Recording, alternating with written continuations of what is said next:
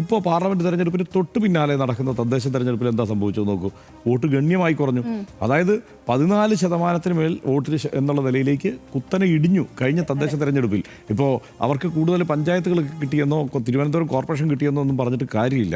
അവർക്ക് സംഭവിച്ച രണ്ട് കാര്യങ്ങളാണ് ഞാൻ അതിനകത്ത് നോട്ട് ചെയ്തിട്ടുള്ളത്. ഒന്ന്, വിജയിച്ച പഞ്ചായത്ത് വാർഡുകളിൽ 600 തോറ്റുപോയി എന്നുള്ളതാണ്. അതായത് 2015 വിജയിച്ച 600 വാർഡുകളിൽ അവർക്ക് പരാജയപ്പെടേണ്ടി വന്നു എന്നുള്ളത്. അത് ചെറിയ കണക്കല്ല. കാരണം ആകെപ്പാടെ 2000 താഴെ വാർഡുകളിൽ ജയിക്കുന്ന, അല്ലെങ്കിൽ 1500 ചില്ലാനും വാർഡുകളിൽ ജയിക്കുന്ന ഒരു പാർട്ടി അതിൽ 600 തോറ്റുപോയി എന്നുള്ളത് ചില സൂചനകളാണ്. കാരണം വേറൊന്നുമല്ല, നമ്മൾ പണ്ടൊക്കെ ഇവിടെ ഒരു എപ്പോഴും പറയുന്നത് BJP ഒരിക്കൽ ജയിച്ചു കഴിഞ്ഞാൽ പിന്നെ തുടർച്ചയായി ജയിച്ചുകൊണ്ടിരിക്കും കേട്ടോ എന്നൊക്കെയുള്ളത്, അല്ലെങ്കിൽ അറപ്പ് മാറി അല്ലെങ്കിൽ വോട്ട് ചെയ്യും എന്നുള്ളത്. ഇതൊക്കെ BJPയെക്കുറിച്ച് കാലങ്ങളായി ചർച്ച ചെയ്യുമ്പോൾ എപ്പോഴും പറഞ്ഞുകൊണ്ടിരുന്ന സംഗതികളാണ്.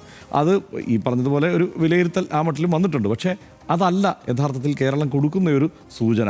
അവർ വേണമെങ്കിൽ തദ്ദേശ തെരഞ്ഞെടുപ്പ് ആകുമ്പോഴേക്ക് അവർക്ക് ഇങ്ങനെയുള്ള ചില തിരുവനന്തപുരം കോർപ്പറേഷൻ പോലെയുള്ള ചില അത്ഭുതങ്ങൾ മാറ്റി വയ്ക്കുന്നുണ്ടെങ്കിൽ അവർ വിജയിച്ച പഞ്ചായത്തുകളെ തോൽപ്പിക്കുകയും അവർ വിജയിക്കാത്ത പുതിയ പഞ്ചായത്തുകൾ അവർക്ക് കൊടുക്കുകയും ചെയ്യുന്ന പാറ്റേൺ തന്നെയാണ് അവിടെ വർക്കാവുന്നത്.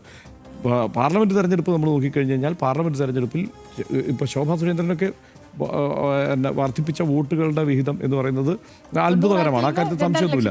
അതെ, അത് മാത്രമല്ല ഇവിടെ സുരേഷ് ഗോപി വിജയിക്കുകയും ചെയ്തല്ലോ. അപ്പോൾ ആ നിലയ്ക്ക് നോക്കാം. പക്ഷേ എനിക്ക് ഇതിലെടുക്കാൻ തോന്നുന്നത് 2021 നിയമസഭാ തെരഞ്ഞെടുപ്പിലെ വോട്ട് വിഹിതവും അവിടെ നിന്ന് എവിടേക്കാണ് ഇത്തവണ വർദ്ധിക്കുകയാണോ അതോ 2016 നിന്ന് 2021 പോയപ്പം ഗണ്യമായി താഴേക്ക് വന്നു.